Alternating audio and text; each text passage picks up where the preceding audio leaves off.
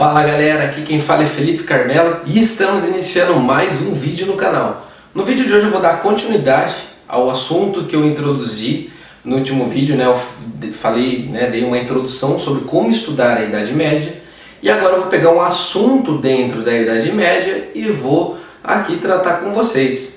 Então, vamos ali começar na Alta Idade Média, como eu falei para vocês. Vamos deixar um pouquinho a Europa Ocidental, que é o que a gente mais conhece, feudalismo e tudo isso de lado. Vamos deixar o Império Bizantino, ali em Constantinopla, também um pouco de lado. Vamos falar sobre o surgimento do islamismo, a última religião monoteísta. Tudo bem? Então, tudo isso que eu falar nesse vídeo, tudo que eu falar aqui, tudo que eu abordar sobre o surgimento do islamismo, expansão do Islã, está acontecendo ao mesmo tempo que lá na Europa Ocidental o feudalismo está se formando nos reinos bárbaros cristãos. Ao mesmo tempo que também você tem ali em Constantinopla, a grande capital do Império Bizantino, se desenvolvendo. Tá? Então aqui eu vou falar especificamente mais da Península Arábica e o norte da África. Beleza? Então vamos lá. Como que surge?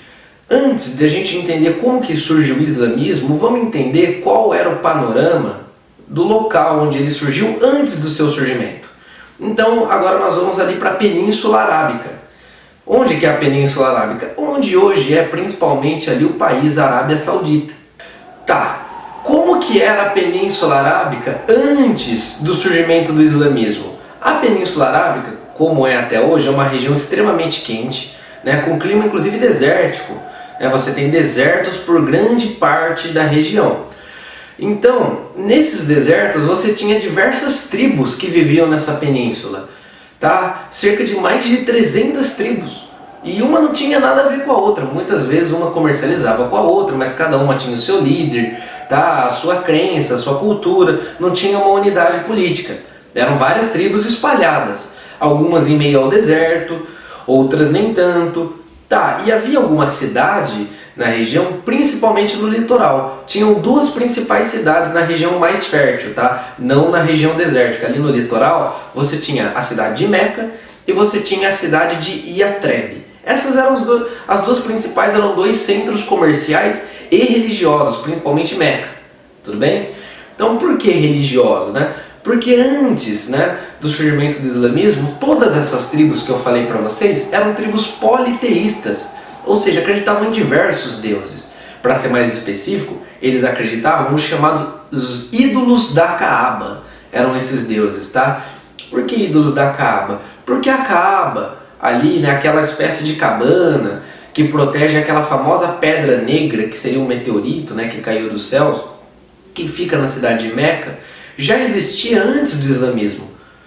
Hoje, mesmo sendo símbolo do islamismo, ela já existia antes. E Meca já era uma capital religiosa antes do islamismo.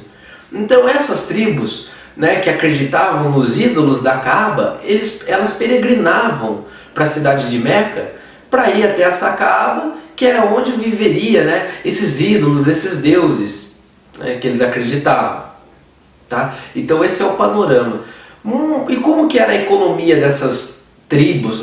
Muitas viviam do comércio através de caravanas no deserto. Os chamados beduínos, os povos do deserto, é aquelas caravanas que a gente vê às vezes em filmes, que vão vários camelos um atrás do outro, vão levando ali mercadorias. Claro que mercadoria, geralmente frutas secas, coisas que não estragam, com o intenso calor que se faz no deserto durante o dia, aquele clima seco. Tá? Então era muito comum vários desses povos viverem desse comércio, das chamadas caravanas. Tudo bem? E por que isso é importante para a gente entender? Porque é nesse contexto que a gente vai começar a falar de um cara chamado Maomé. Maomé era uma pessoa, era um homem que vivia ali na cidade de Meca, ele não vivia no deserto. E ele era da tribo dos Coraixitas, que era uma tribo muito tradicional, tá? Em relação à religião politeísta, Inclusive o tio do Maomé era um famoso sacerdote dos ídolos da Kaaba. Tudo bem.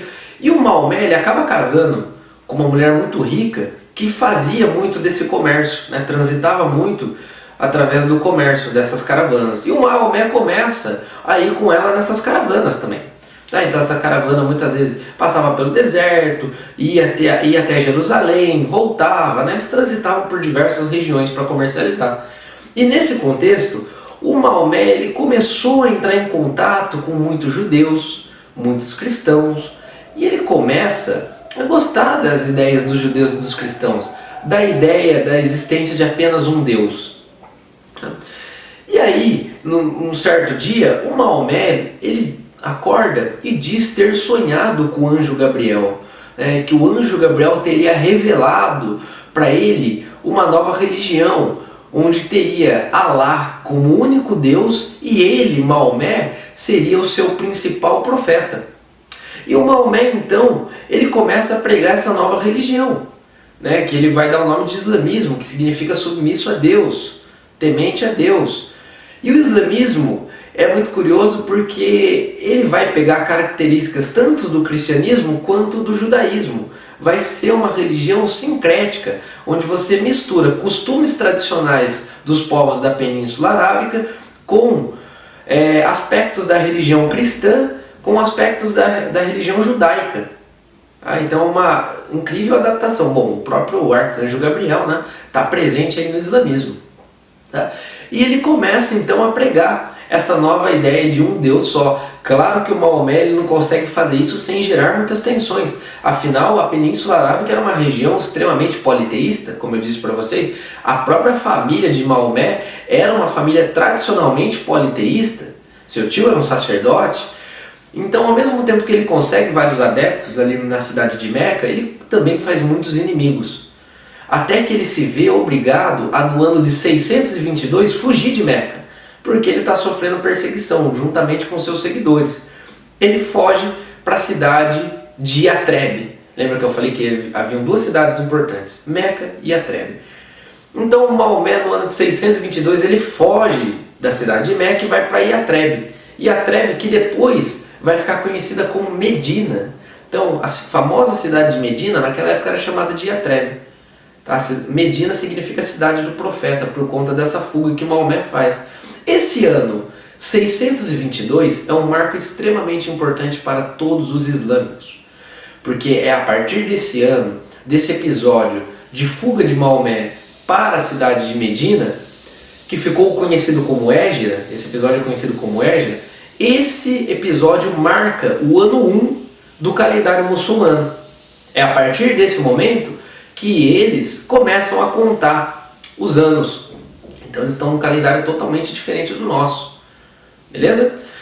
Tá. Então, 622 você tem essa fuga. E quando o Maomé ele foge para Yatreb, que agora é Medina, ele começa a pregar ali o islamismo, e a cidade de Medina era uma grande rival, até no comércio, em relação a Meca. E ele consegue muitos adeptos em Medina. Medina vai se tornar o primeiro estado islâmico do mundo, o primeiro estado teocrático islâmico do mundo. E a partir de Medina, Maomé e seus seguidores começam a espalhar essa fé, essa nova fé, o islamismo, Até que o Maomé consegue conquistar Meca. Aí Meca vai continuar sendo a capital sagrada. Antes era a capital sagrada dos ídolos da Kaaba. Agora passa a ser a capital sagrada do islamismo. E ele não para por aí, mesmo depois que Maomé morre, seus seguidores, os chamados califas, os chefes ali da religião, eles continuam espalhando, até que o islamismo consegue tomar grande parte do Oriente Médio, vai para o norte da África, toma todo o norte da África, consegue entrar na Península Ibérica, onde hoje é Portugal e Espanha, e sobe até mais ou menos a metade da Península Ibérica. Aí quando eles tentam passar e entrar no Reino dos Francos, eles perdem a famosa Batalha de Poitiers, no ano de 732. Mas mesmo perdendo essa batalha, não conseguindo entrar no Reino dos Francos, eles já tinham conquistado muitos territórios. Tudo bem? E algumas coisas são importantes a gente entender em relação ao islamismo. Quais são as bases da religião islâmica? Porque muito estereótipo se cria em cima dos islâmicos hoje, chamando eles de terroristas e coisas do tipo. Mas na verdade a questão é bem diversa em relação a isso. O Maomé, como a gente viu, ele gostava muito do cristianismo e do judaísmo. Tanto é que ele pegou várias características dessas duas religiões para formar o islamismo. E é importante salientar que o Maomé ele reconhecia a existência dos outros profetas. Tá? Então, por exemplo, vamos pegar a figura de Jesus Cristo. Jesus Cristo é importante para os islâmicos, não como filho de Deus, como é para os cristãos, não. Mas Jesus Cristo é visto como um importante profeta da palavra de Deus. Então, se você pegar o judaísmo, por exemplo, o profeta mais importante, a pessoa mais importante é Moisés, por ter libertado o povo do Egito, tá? O famoso Êxodo, né, e tudo mais. E para os cristãos, o mais importante é Jesus, que muito mais do que um profeta, é o Filho encarnado, ele é Deus encarnado e Filho de Deus ao mesmo tempo. Tá? Para os islâmicos, Moisés, Abraão, Jesus Cristo, todos esses são profetas importantes. E segundo Maomé, o que ele dizia é que o anjo Gabriel teria dito para ele que ele, Maomé, seria o último profeta enviado por Deus. Último, não o único, último profeta enviado por Deus. Tá? Os grupos extremistas islâmicos hoje afirmam totalmente, distorcem totalmente a realidade, falando que Maomé seria o único profeta, mas não, seria o último e o mais importante, claro, para o islamismo. A questão da jihad, que muita gente fala, né, que jihad seria a guerra santa, né, que desde o surgimento do islamismo os islâmicos pregam essa guerra, né, a morte, o extermínio daqueles que não aderem ao islamismo, o que é mentira. A jihad, de fato, ela significa uma guerra santa, mas é uma guerra muito mais interior do que exterior. Então, como assim? Por exemplo, a jihad é uma guerra santa interior. Você, em hipótese alguma, poderia negar Alá. Então, se alguém chegasse para você, ou você nega Alá, ou você morre, você deve preferir morrer do que negar Alá. Tudo bem? Então, claro que o islamismo ele tem uma ideia de conquistar territórios quando ele surge e expandir a fé. Mas os islâmicos, mesmo quando eles conquistavam territórios, eles não obrigavam você a aderir ao islamismo. Tá? Eles mostravam a nova fé e tudo mais, expandia, né? Não obrigava. Claro que se você não aderisse ao islamismo, você tinha que pagar mais impostos para eles e tudo mais. Mas você poderia continuar sendo cristão ou judeu. Então a jihad ela não é nesse sentido. E a questão de pegar em armas, segundo Maomé, ela só deveria acontecer se fosse necessário você lutar pela sua religião, e não como base. Então entenda a jihad como uma guerra 90% interior e 10% exterior. Tá? E quais são os pilares, as bases do islamismo? São 5. Qualquer islâmico tem que seguir 5 princípios, digamos assim. O primeiro e mais importante, que é acreditar em Alá como o único Deus e Maomé como o seu profeta. Orar 5 vezes ao dia, virado em direção a Meca. Lembrando que Meca hoje fica na Arábia Saudita. Tá? Então você tem que rezar 5 vezes ao dia, virado em direção a Meca. Ser generoso e doar esmolas, como terceiro princípio, e importantíssimo também. Jejuar durante o mês de Ramadã, que seria o mês que Maomé teria recebido aí, né, as instruções e a visita do arcanjo Gabriel. Tá? E a última, só que não menos importante, peregrinar até Meca pelo menos uma vez na vida. Então, pelo menos uma vez aí na vida você ir até a cidade de Meca. Tudo bem? Então, esses são os princípios básicos do islamismo, né? Hoje a gente vê várias guerras envolvendo esses povos, só que se você for pegar os grupos de extermínio, os grupos chamados terroristas, dão cerca de 1% ou até menos de 1% da totalidade de islâmicos no mundo. Então, infelizmente, é um estereótipo criado aí pela grande parte pela mídia ocidental, né?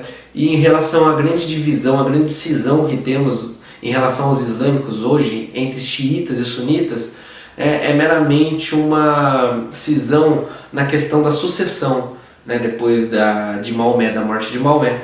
Tá? Não tem nada a ver de xiita ser mais rigoroso, mais radical, e sunita menos, isso não tem nada a ver, é outro estereótipo criado. Né? Os sunitas levam esse nome porque são a maioria, inclusive 90% dos islâmicos hoje são sunitas, e eles seguem um livro chamado Sunna, além do Alcorão, porque o Alcorão é a base, é como se fosse a Bíblia, né, para os cristãos, né, e o Pentateuco ou a Torá para os judeus é o Alcorão ou somente Corão para os islâmicos. Ali onde tem todos os ensinamentos de Maomé e tudo mais. E os sunitas, além do Alcorão, eles têm um outro livro que eles seguem chamado Sunna, que são os ensinamentos deixados por Maomé, pela vida de Maomé, né? Eles seguem isso. Já os xiitas só seguem o Alcorão, e os xiitas, após a morte do Maomé, são as pessoas que queriam que o seu sobrinho tivesse assumido o seu lugar, o sobrinho de Maomé, chamado Ali. Então eles seguiam esse homem chamado Ali, sobrinho de Maomé, tá? E os sunitas não, falavam que não precisava ter mais um segundo Maomé, mais um grande líder na religião como foi Maomé. Bastava você ler a Sunna para você ser um muçulmano virtuoso, não precisa de um outro comandante como foi Maomé. Então, basicamente, essa é a divisão clássica entre xiitas e sunitas. Tudo bem, gente? Espero que vocês tenham gostado, tá? Lembrando que os islâmicos, né, os árabes, eles foram importantíssimos na questão aí da Idade Média e também da formação do feudalismo. Por quê? Porque a partir do momento que os árabes se expandem, o Império Árabe se expande, eles dominam praticamente todo o mar Mediterrâneo e todo o comércio no mar Mediterrâneo. A Europa Ocidental fica sem saída, comercialmente falando, tá? Então, a expansão do Islã ajudou e sim o desenvolvimento do feudalismo na Europa Ocidental. Então, como eu disse, né, espero que vocês tenham gostado bastante. Se gostou, deixa um like aqui embaixo que me ajuda bastante. Compartilhe com os amigos, se inscreva no canal e deixe comentários para eu sempre ir melhorando. Porque esse canal foi feito para vocês. Um forte abraço e até a próxima.